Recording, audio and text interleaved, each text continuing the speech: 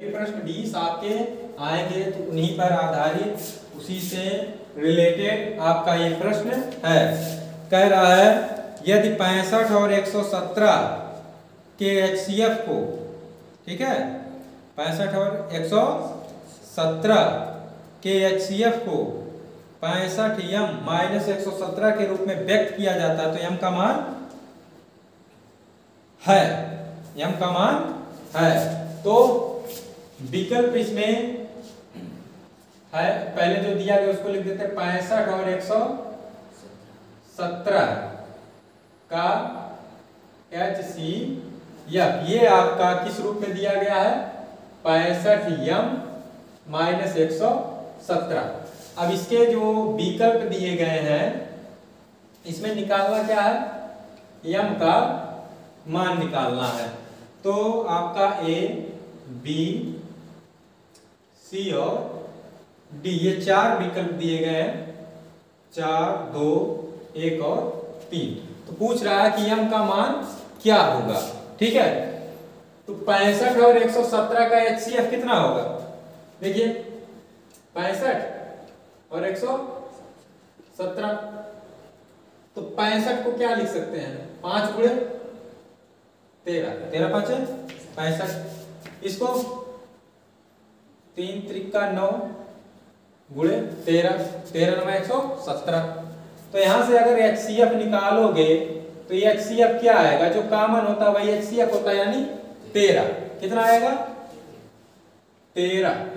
और HCF इसका दिया गया रूप क्या है? 65m माइनस 100, तो 65m माइनस 117 बराबर 65m बराबर 13 प्लस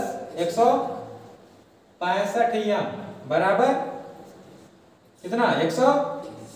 m बराबर 130 बटे, ये काटेंगे कितनी बार में कट जाएगा? 2 बार में। तो m इज इक्वल कितना आ गया? 2। तो 2 कौन सा विकल्प सही है? B option. तो हमारे में जब आपको करना रहेगा तो बी ऑप्शन पर क्या करेंगे? गोला बना देंगे और नीचे बी लिख देंगे, ठीक है। फिर ऐसे देखिए दूसरा वाला दिया है, 2 धनात्मक संख्याएं a और b। कौन कौन धनात्मक संख्याएं हैं? a और b है, ठीक है। ये दूसरा प्रश्न है, a और b। तो एक किस रूप में है? कह रहा है x की घात 5 और y स्क्वायर, फिर x क्यूब y क्यूब।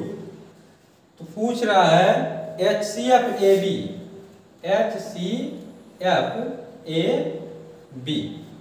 तो AB मतलब इसका HCF क्या होगा? तो HCF जो कॉमन होगा, छोटी घात वाले ही कॉमन होंगे, तो क्या कॉमन होगा? इधर x क्यूब हो जाएगा, x क्यूब और y स्क्वायर। अब इसमें ऑप्शन आपका 4 जो ऑप्शन दिए गए थे A, B, C और D। तो A वाला ऑप्शन क्या है? दिया गया है x y, इसमें x square y square, x cube y square और यहाँ x पावर 5 y क्यूब, ठीक है। तो आपका HCF क्या निकल के आया है? x cube y square. कौन सा विकल्प? C। ये C वाला क्या है? सही है। अगर LCM कहता तब, LCM बड़ी घातों वालों को लिख लेते हैं, तो LCM क्या होता है इसका? x पावर 5 और y क्यूब। तब कौन सा विकल्प सही होता? ये D वाला, जब LCM कहता तब। लेकिन HCF का है तो ये सही है, ठीक है। आगे क्या कह रहा है? 2 संख्याओं A और B का HCF 5 है, उनका LCM 200 है, तब A और B का गुणनफल होगा। HCF कितना है? 5। A और B का HCF कितना है? 5। LCM आपका कितना दिया है? 200। पूछ रहा है A और B का गुणनफल, A और B का गुणनफल। तो गुणनफल क्या होता है? गुणनफल क्या होगा? एलसीएम गुणे एचसीएफ। तो एलसीएम 200 गुणे 5, 5 शून्य शून्य 5 शून्य शून्य 5 दूना 10। तो गुणनफल कितना होगा? 1000। कितना? 1000। विकल्प कौन सा? आपका ए, बी, सी और डी ऑप्शन दिए गए हैं। ए वाला क्या है? 205 दिया है। 1000, 200, 195। कौन सा ऑप्शन सही होगा? ये आपका बी वाला ऑप्शन सही है। फिर इसी तरीके से चौथा,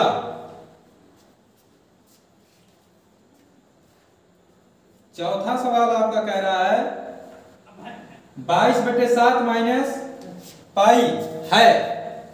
22/7 माइनस पाई है मतलब ये क्या है? कह रहा है शून्य। क्या है? शून्य। फिर दूसरा कह रहा है एक परिमेय संख्या। फिर तीसरा विकल्प कह रहा है एक अपरिमेय संख्या।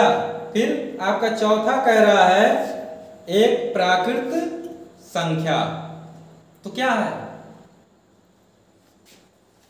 पाई की वैल्यू ऐसे नॉर्मली तो 22/7 रखते हैं, तो आप रखोगे 22/7 माइनस 22/7 बराबर 0, लेकिन ऐसा नहीं है। यह एक अपरिमेय संख्या है। क्या है? अपरिमेय संख्या है। ठीक है, ये क्या है? अपरिमेय संख्या है। तो इसका ऑप्शन कौन सा सही हो जाएगा?